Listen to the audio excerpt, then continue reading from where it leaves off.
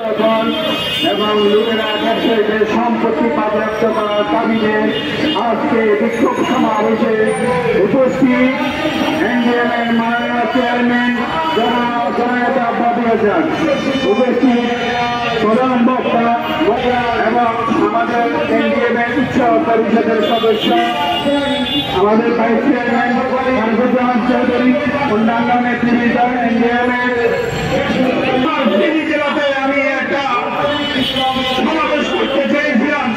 সেইখানে সরকার বলে দিয়েছেন আওয়ামী লীগ ছাত্রলীগ ছাড়া সরকার বিরোধী কোন সংগঠন করতে পারবে না।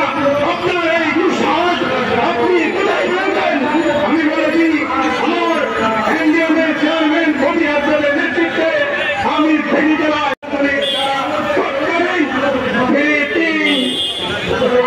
সংসদ সদস্য জয়নাল আজারি তার প্যারার বাইরে দিয়ে আমাকে নানা রকম হয়রানি অত্যাচার করেছেন।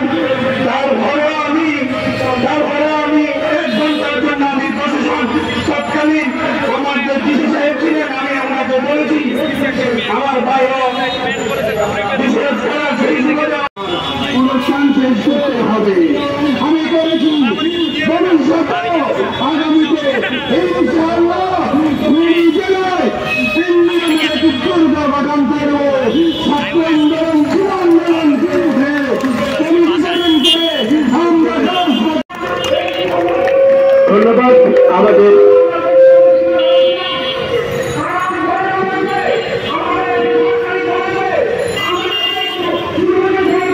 আমাদের নির্বাহী কমিটির অন্যতম নির্বাহী সদস্য অ্যাডভোকেট নুরুল্লাহকে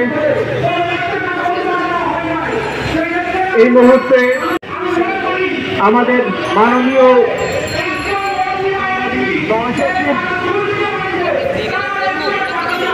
আমাদের সংগ্রামী মহাসচিব মমিনুল আমিন, যে আওয়ামী সরকারের দ্বারা নির্যাতিত লীগের আকস্মিক হামলায় তার মা সাহসে আহত হয়েছিল।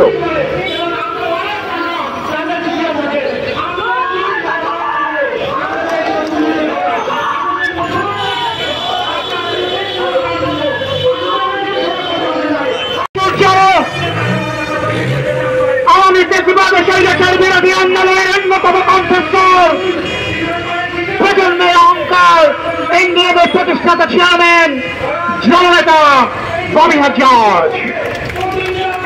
উপস্থিত আছেন এনডিএমের মাননীয় vice chairman Mohammad Faruquzzaman Chowdhury, senior যুগ্ম মহাসচিব মোহাম্মদ জাহাঙ্গীর আলম সহ ছাত্র আন্দোলন যুব আন্দোলন কেন্দ্রীয় নেতৃবৃন্দ এবং উপস্থিত আমার গণমাধ্যমের প্রিয় বন্ধুগণ, আসসালামু আলাইকুম। সংগ্রামী ছাত্র বন্ধুগণ, সীমান্ত হত্যাকাণ্ড বন্ধ, হাসিনা প্রত্যর্পণ এবং লুটেরা ব্যবসায়ী গোষ্ঠীর সম্পত্তি বাজেয়াপ্ত করার দাবিতে আয়োজিত আজকের এই বিক্ষোভ সমাবেশ থেকে সুস্পষ্টভাবে আমরা বর্তমান অন্তর্বর্তীকালীন সরকারের উদ্দেশ্যে কিছু বার্তা দিতে চাই।